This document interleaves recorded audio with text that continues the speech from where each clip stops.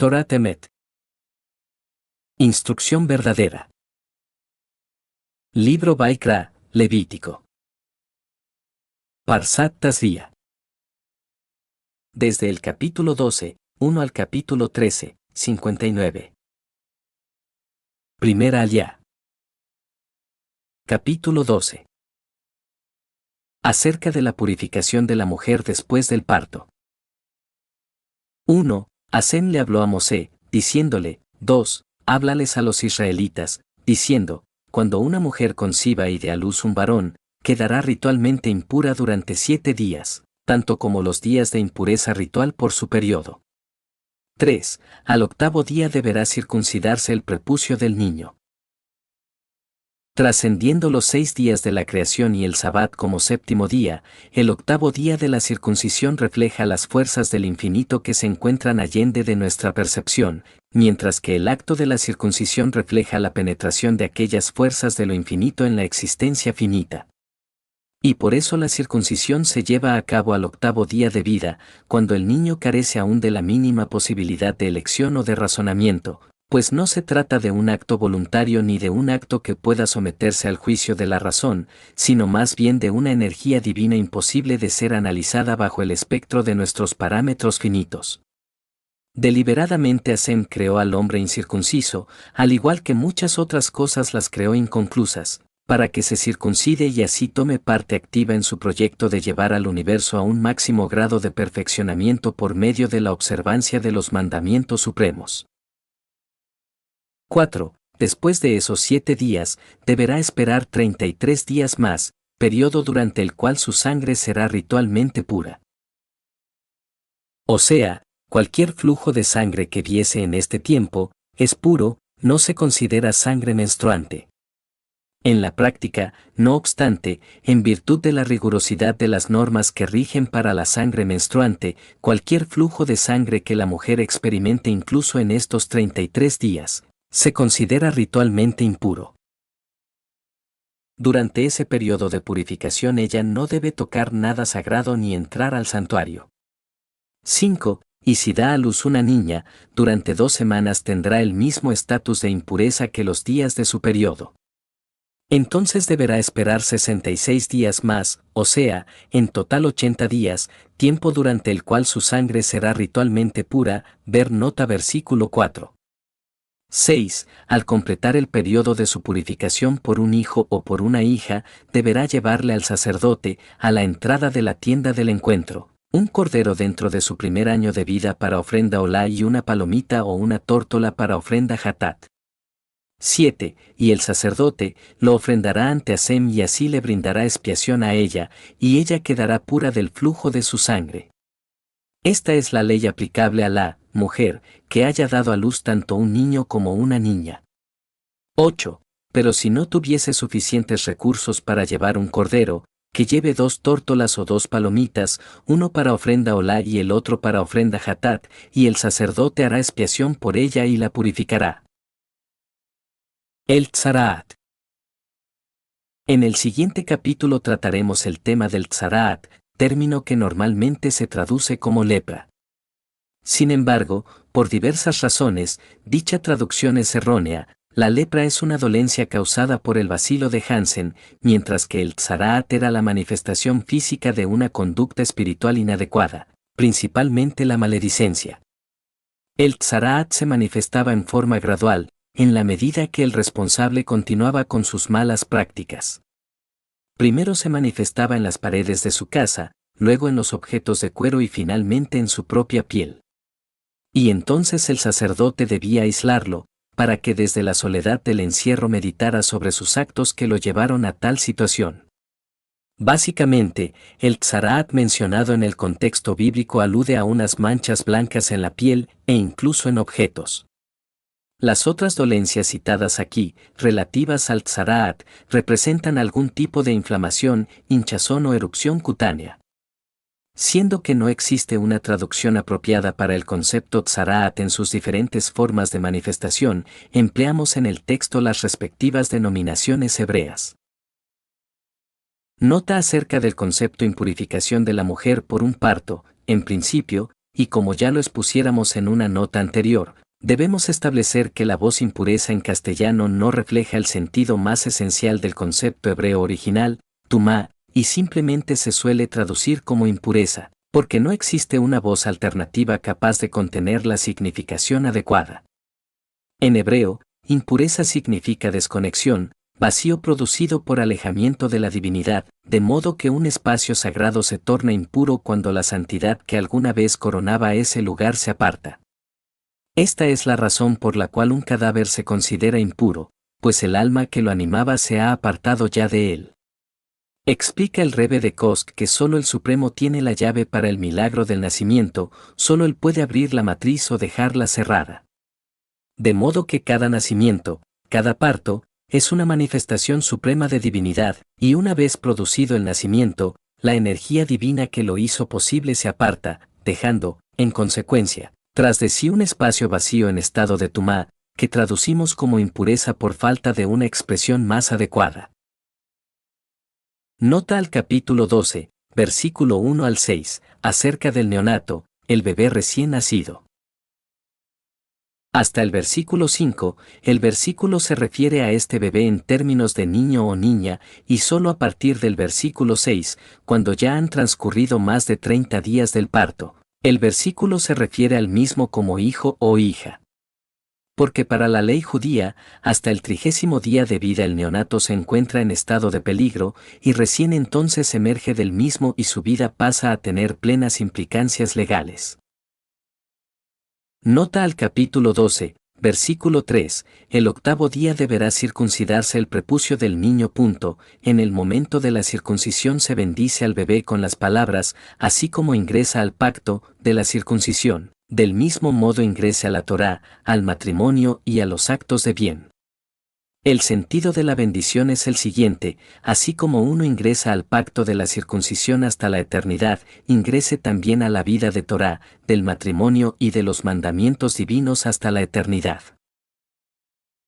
Segunda nota al capítulo 12, versículo 3, el 8º día deberá circuncidarse el prepucio del niño. A partir de su nacimiento, el bebé pasa al menos un sabbat incircunciso antes de ingresar al pacto de la circuncisión. Porque el sabbat le confiere al niño el estatus de sagrado y lo prepara para la santidad suprema de la mitzvah del pacto de la circuncisión. Capítulo 13. 1. Hasem les habló a Mosé y a Aarón, para que transmitan, al pueblo. 2. Cuando una persona tuviese en su piel una seed, mancha blanca, una zapajat, decoloración, o una baeret, erupción, y se transforma en tzaraat, será llevada ante Aarón, el sacerdote principal, o ante uno de sus hijos, los sacerdotes. 3. El sacerdote deberá observar la afección en su piel. Si el pelo en la zona afectada se puso blanco y la afección penetró su piel, es tzaraat. El sacerdote deberá examinar la afección y declarar impura ritualmente a la persona afectada. 4. Si hubiese una baeret blanca en su piel y la afección no haya penetrado la piel, ni el pelo, de la zona afectada, se ha puesto blanco, el sacerdote pondrá a esa persona en cuarentena, en una casa aislado, por 7 días. 5. Al 7º día el sacerdote lo examinará. Si la afección mantiene su aspecto y tamaño original sin haberse extendido en la piel, el sacerdote lo pondrá en cuarentena 7 días más. Segunda aliyá. 6. Al cumplirse el segundo plazo de 7 días, el sacerdote lo examinará nuevamente. Si la afección atenuó y no se extendió en su piel, el sacerdote lo declarará puro. Se trata de una mispajat, de coloración cutánea. Deberá sumergir su cuerpo y su ropa en agua y quedará puro. 7. Pero si la mispajat, de coloración, se hubiese extendido en tamaño después de haber sido examinada por el sacerdote para su purificación, deberá ser examinada nuevamente por el sacerdote. 8. Si el sacerdote nota que la mispajat se extendió en la piel, el sacerdote lo declarará, ritualmente, impuro, es afección de tzaraat. 9. Cuando se sospeche que una persona está afectada de tzaraat, será llevada ante el sacerdote. 10. El sacerdote lo examinará, y si comprueba la existencia de una seed, mancha blanca, en la piel, que hizo que el pelo, de la zona afectada, se pusiese blanco, o, incluso, si la carne dentro del área de la seed tuviese apariencia de sana. 11. Se trata de tzaraat crónica en la piel, pues una afección reciente se expande en forma concéntrica desde el centro hacia la periferia, y en este caso, en el centro ya hay carne que tiene la apariencia de sana, lo que indica que la afección es crónica, de larga data. El sacerdote lo declarará, ritualmente, impuro. Pero no lo pondrá en cuarentena, pues su impureza es obvia. 12. Si el tzaraat se expande en la piel hasta cubrir toda la piel del afectado, desde su cabeza hasta sus pies, todo lo que está a la vista del sacerdote. 13. El sacerdote deberá examinarlo, y si confirmase que la afección cubrió toda su carne declarará puro al afectado. Siendo que se ha puesto todo blanco, es puro. 14. Pero en el día que aparezca en la persona piel sana, color carne quedará impurificada. 15. Cuando el sacerdote confirme la presencia de piel sana declarará impura a la persona. La piel sana, en este caso, es signo de impureza, se trata de tzaraat. 16. Si la piel sana se torna nuevamente blanca, deberá presentarse ante el sacerdote. 17. El sacerdote deberá examinarlo. Si comprueba que efectivamente la afección se tornó blanca, el sacerdote declarará puro al afectado. Él es puro. Nota acerca de la maledicencia, enseña Rabí Israel Baal Shem Tov, la gravedad de la maledicencia es tal, que tiene el poder de matar a 3 personas, al que la difunde, al que lo escucha y al sujeto de la misma. Pero no se trata de una mera muerte física, sino de una muerte de índole espiritual, mucho más severa que aquella. En una oportunidad, un gran maestro de la Torá recibió la visita de uno de sus discípulos que se acercó a consultarle acerca de su deprimente estado espiritual, y se explayó contándole por qué se consideraba a sí mismo un hombre tan vil e indigno. El maestro le interrumpió diciéndole, basta ya, no se debe hablar mal de nadie, ni siquiera de uno mismo. Tercera aliyá. 18. Cuando en la piel hay una inflamación que haya sanado. 19. Si en el lugar de la inflamación aparece una seed, mancha, blanca, o una baeret, erupción, blanca rojiza, deberá ser examinada por el sacerdote. 20. Si el sacerdote viese que, la afección, ha penetrado la piel y el pelo de la zona afectada se tornó blanco, el sacerdote lo declarará impuro. Es afección de tzaraat que ha brotado sobre la inflamación. 21. Pero si al examinarla el sacerdote viese que no hay pelo blanco en la zona afectada, ni la afección ha penetrado la piel y se ha puesto de color blanco, opaca, el sacerdote lo pondrá en cuarentena por 7 días. 22. Si la afección se expande en la piel, el sacerdote lo declarará impuro, es una afección. 23. Pero si la baeret, erupción, se mantiene estable y no se expande, es cicatriz de la inflamación. El sacerdote lo declarará puro. Cuarta aliyá. 24. Si una persona tuviese una quemadura de fuego en su piel, y en la quemadura brota una baeret, erupción, blanca rojiza, o solo blanca. 25. El sacerdote deberá examinarla. Si viese que el pelo de la zona afectada se puso blanco, y la afección pareciese haber penetrado la piel, se trata de tzaraat que ha brotado en la quemadura. El sacerdote lo declarará impuro, es afección de tzaraat.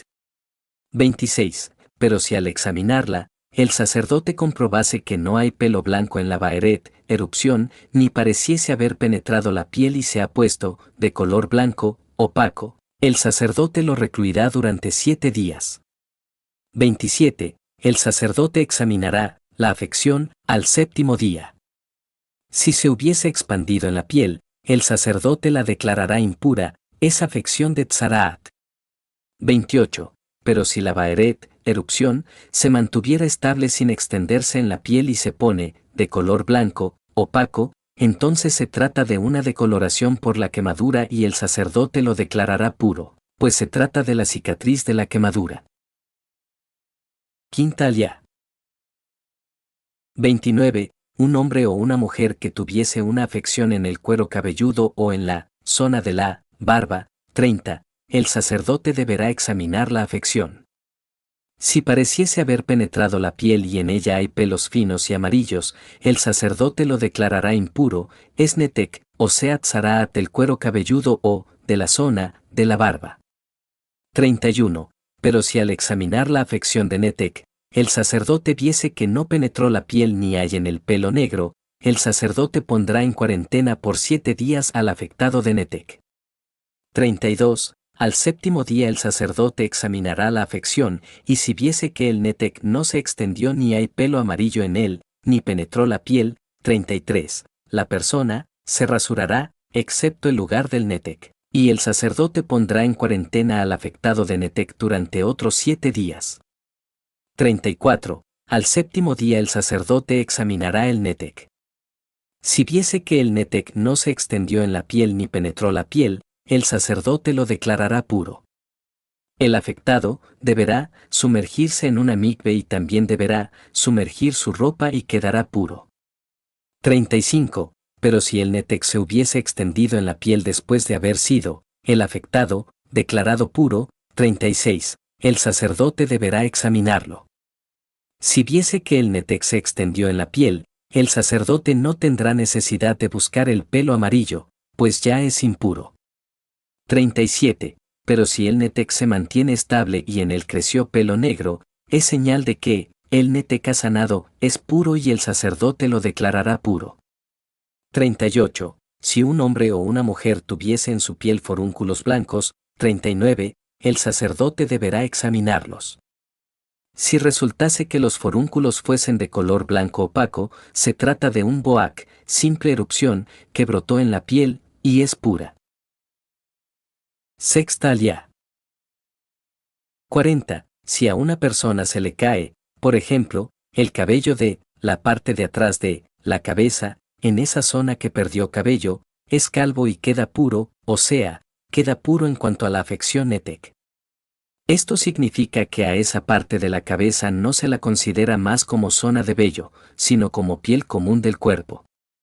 La diferencia es la siguiente: hasta el versículo 28 consideramos las afecciones de la piel, excepto en las zonas de vello. A partir del versículo 29 consideramos las afecciones específicas de las zonas de vello. Estas afecciones reciben el nombre de netek. Es decir, esa afección de la persona no se evalúa más como netek sino como una afección de piel, del tipo de las analizadas hasta el versículo 28. 41. Y si se le cae el pelo en la parte anterior de la cabeza, es calvo por delante, pero puro, en cuanto a netek. Ver nota versículo anterior. 42. Pero si en la calvicie posterior o frontal hubiese una afección blanca rojiza, es erupción de tzaraat posterior o frontal. 43. El sacerdote deberá examinarlo. Si viese que hay una afección seet, mancha, de color blanco rojizo en la calvicie posterior o frontal, similar a la apariencia de tzaraat en la piel. 44. La persona está afectada por tzaraat, está impura. El sacerdote la declarará impura, su afección está en su cabeza. 45. Un hombre afectado de tzaraat, que tuviese la afección, deberá llevar la ropa rasgada, deberá dejarse largo el pelo de su cabeza y deberá cubrir su cabeza hasta los bigotes. Impuro, impuro, deberá gritar, para evitar que se acerquen a él. 46. Mientras dure la afección, estará impuro. Y puesto que será impuro deberá vivir solo, fuera del campamento. Una de las causas del tzaraat es la maledicencia y la propagación de rumores. Los rumores pueden provocar la enemistad entre dos personas e incluso la ruptura de una pareja. La persona que provoca que dos individuos se aíslen mutuamente, también él merece quedar aislado. Por eso un afectado de tzaraat, a diferencia de otras personas impuras, debía recluirse. Tzaraat en vestimentas.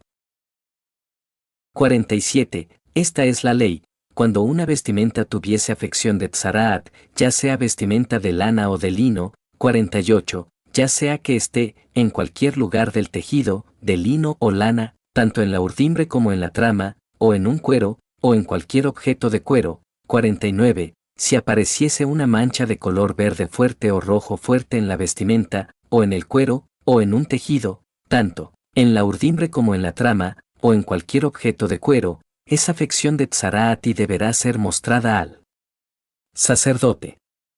50. El sacerdote deberá examinar la afección y aislar el objeto afectado por 7 días. 51. Al séptimo día deberá examinar, nuevamente, el objeto afectado.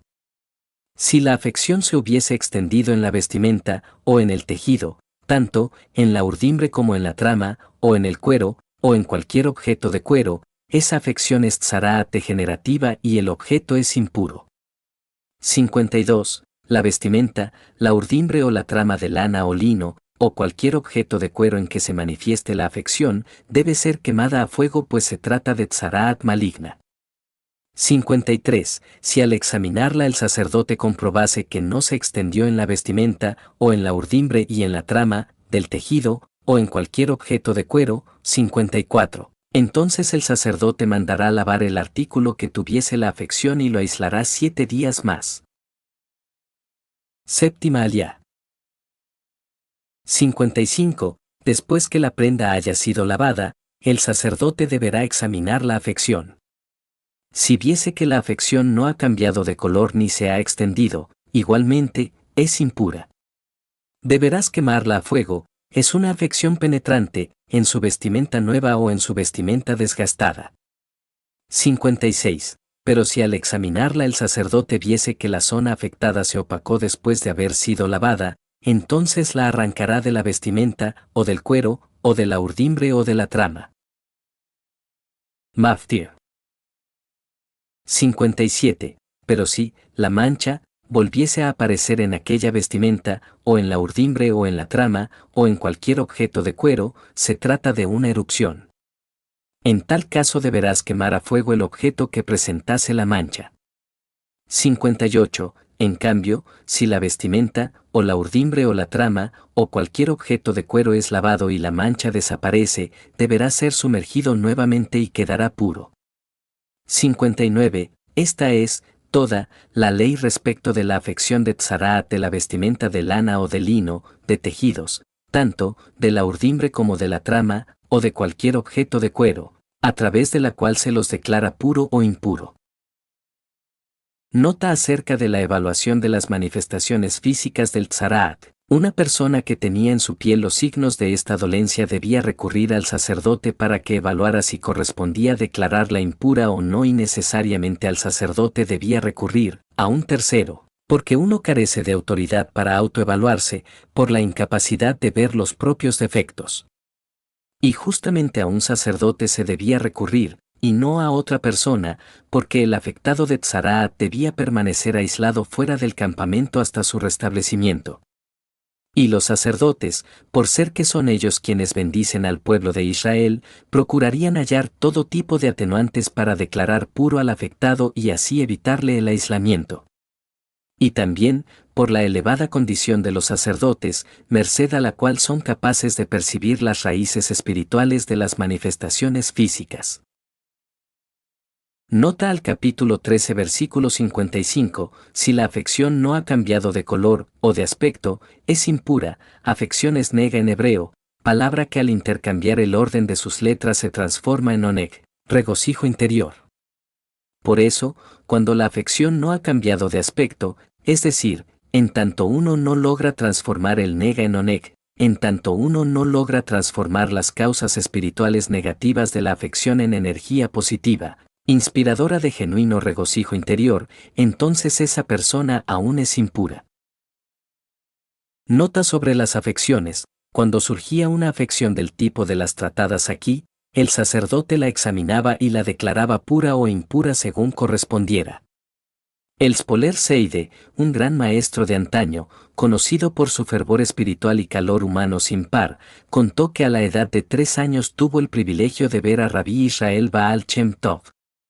El Baal Shem Tov apoyó su mano sobre mi corazón y desde entonces he sido una persona cálida, dijo. De esto inferimos que el hecho de observar a un virtuoso, un gesto suyo o escuchar su voz ejerce una gran influencia sobre la persona, tal como el sacerdote que al observar una afección tenía el poder de declararla pura o impura. Haftarat Tasría, 2 Melahim, Reyes, desde el capítulo 4, 42 y capítulo 5, 19. 2 Melahim, Reyes, 4. 42. Vino un hombre de Baal Salisa, ciudad próxima a Jericó, trayendo pan de la primera cosecha, 20 panes de cebada y también granos frescos aún en su cáscara. Elisha le dijo, dáselo a la gente para que coman. 43. Pero su sirviente respondió, ¿cómo voy a darle esto a 100 personas? Entonces Elisha repitió, dáselo a la gente para que coman, porque así dice Hasem, comerán y aún sobrará. 44. Entonces lo puso ante ellos y lo comieron. Y le sobró, tal como dijera Hasem. 2 Melahim, Reyes, 5. Naamán busca sanarse de su tzaraat, lepra, en Israel. 1. Naamán, comandante del ejército del rey de Aram, Siria, era un hombre eminente ante su amo y muy respetado pues Hasem le había dado la victoria a Aram por su intermedio. Era un hombre fuerte, pero sufría de tzaraat. 2. De Aram habían salido grupos guerrilleros que capturaron a una chica joven de Israel, la sirvienta de Naamán. 3. Ella le dijo un día a su patrona, ojalá que los ruegos de mi amo lleguen hasta el profeta que está en Chomrón, Samaria, porque él puede curarlo de su tzaraat. 4. Entonces Naamán fue y le contó a su rey todo lo que le dijo la chica que vino de la tierra de Israel. 5. Entonces el rey de Aram respondió, anda entonces, yo enviaré una carta al rey de Israel. Naamán partió llevando, para el profeta, 10 kikar de plata, 6,000 sekel de oro y 10 mudas de ropa. El kikar y el sekel son medidas de peso.